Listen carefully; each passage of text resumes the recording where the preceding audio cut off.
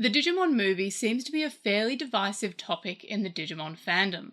While some adore it as a nostalgic timepiece, others believe it to be an awful butchering of the source material. But honestly, in my opinion, the Digimon movie was not as bad as people say it was, and overall was definitely a product of its time and the demographic at the time. As adults, for example, might appreciate Bolero, not so much would a 10-year-old English speaking child. I mean, it's very fancy to have Bolero in the original version of the first part of the Digimon movie. However, I can't imagine appreciating Bolero as much when I was the target demographic for the franchise. So the Digimon movie, instead of having classical music throughout and then, of course, in the third part, which is its own movie, obviously, Hurricane Touchdown, having random jazz music, this is, of course, replaced by a fairly incredible, at least in my opinion, soundtrack full of things like ska punk and then just like pop from the era. So we have things like All Star, we have Less Than Jake, the Mighty Boss Stones, a lot of music that, and of course Fatboy Slim, who could forget. And this is throughout the entire movie, making the soundtrack pretty unique. Of course, were also those original Digimon songs like Here We Go and the Digirap, and those were created either for the Digimon movie or had been previously used in the Digimon anime. However, we also had additional music that's just kind of just general bops from the time. Again, it's a timepiece. It has basically all the catchy songs from that era. Find me a decent movie from this time period that doesn't have All Star in it, because I swear it was in every second movie I watched around the time of this movie's release. So the soundtrack itself is fairly out there. I'm fairly certain even people who don't like the Digimon movie at least can say that the soundtrack isn't all that bad and at least had some originality to it. Do love that soundtrack, always love that soundtrack. It lives in my CD disc drive in my car because cars still have those. Mine has like an 8 stack but I only have the Digimon movie soundtrack in it.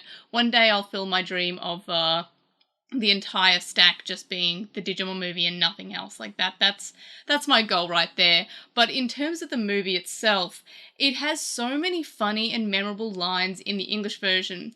I can remember countless lines from the dub, but not so many from the original Japanese release.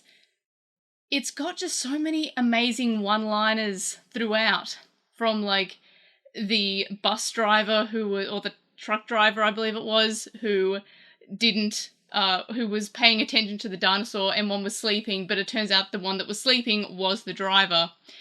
I guess maybe you had to be there, but again, very memorable, and I can't remember any memorable or funny lines from the Japanese version of the Digimon movie or any of the 3 movies. I also tend to flip-flop on whether or not combining these 3 movies to make one was a good idea, but honestly, it mostly works, at least in my opinion. In general, tying together the 3rd movie with the 2nd movie actually works better than in the original.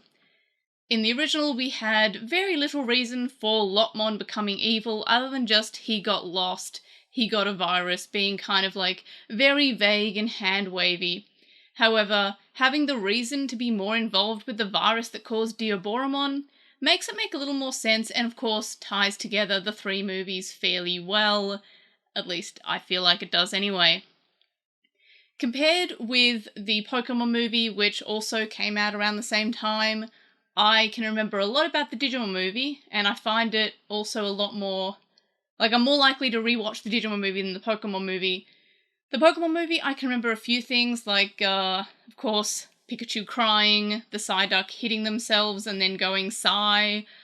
But other than that, I don't really remember much from the Pokemon movie, and I haven't really rewatched it much since, and I don't really want to rewatch it much since. However, the Digimon movie, I feel like I'm rewatching every few months. I just really enjoy watching the Digimon movie. I don't know why. Maybe it's the soundtrack, maybe it's the funny lines, maybe it's the sense of comfort that this nostalgia brings, but overall, I will always rewatch the Digimon movie. Maybe one day I'll rewatch the Pokemon movie, but not really drawn to it. As much as I love Pokemon, I'm not really drawn to the idea of rewatching it.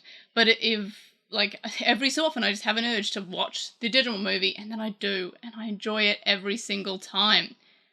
And of course, at the start of the Digimon movie, we have the Angela Anaconda crossover at the start.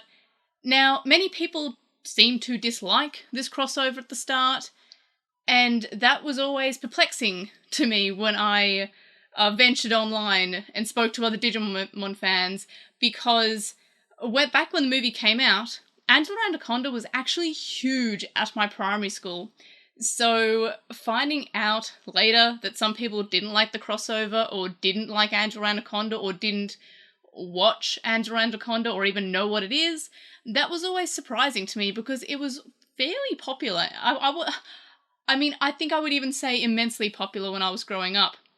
I really liked the show, the characters were enjoyable, it was fairly relatable, I really enjoyed it. So when I watched the Digimon movie for the first time, I was so excited that they were doing a crossover with a cartoon that I also really liked, that previously I thought had no connection to Digimon, and honestly, it doesn't. It's just kind of wild that it's there.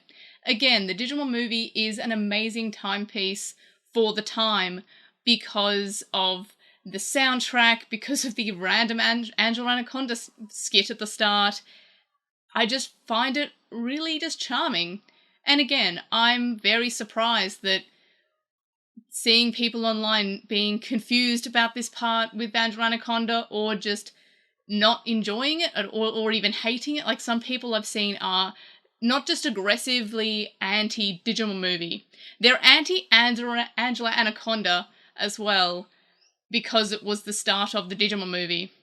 That always surprised me, and I'm still to this day not sure why people seem to just hate Angela Anaconda, when, as I said, growing up, people loved her. At least at the primary school I went to, people loved her, and I remember my friends and I being really excited to see Angela also being a fan of Digimon. She's just like us, was kind of like the thing of that show. She felt really relatable as a kid, so seeing her being a fan of the Digimon franchise was also very appealing to the kids who thought that the characters there were relatable, and that's something I really appreciated about it.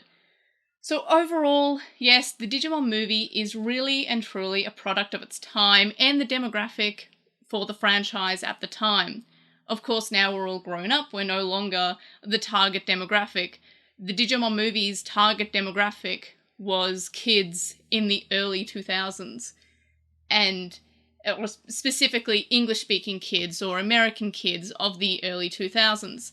So a lot of the humour, a lot of the music especially, and even the Angela Anaconda part at the start, was because it was aimed at a specific target demographic.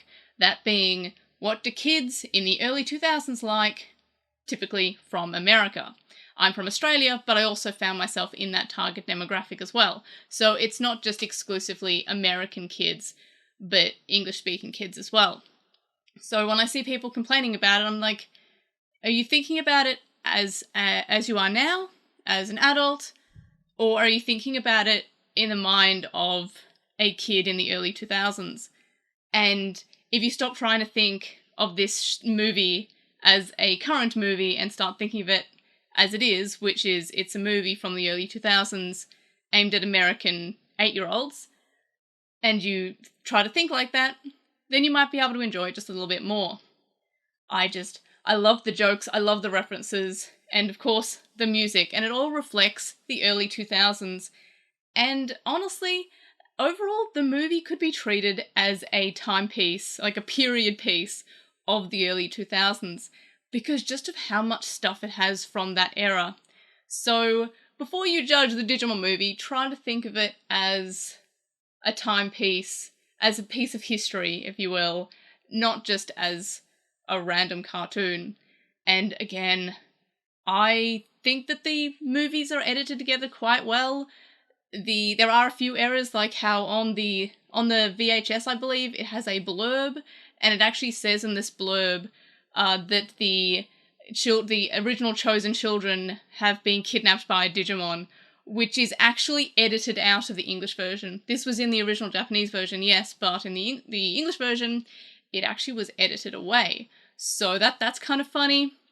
Of course, you do have this one random scene which doesn't really flow together that particularly well in that third part, which is TK and Kari taking a photo because they're in America. And they're actually there to they're actually there with Mimi at the moment. They do mention they're there to visit Mimi, but we don't actually see her. And then when they're taking this photo, the laptop randomly falls. And then the character's like saying, oh, we lost connection. What actually happens is that Mimi is holding the laptop and she disappears.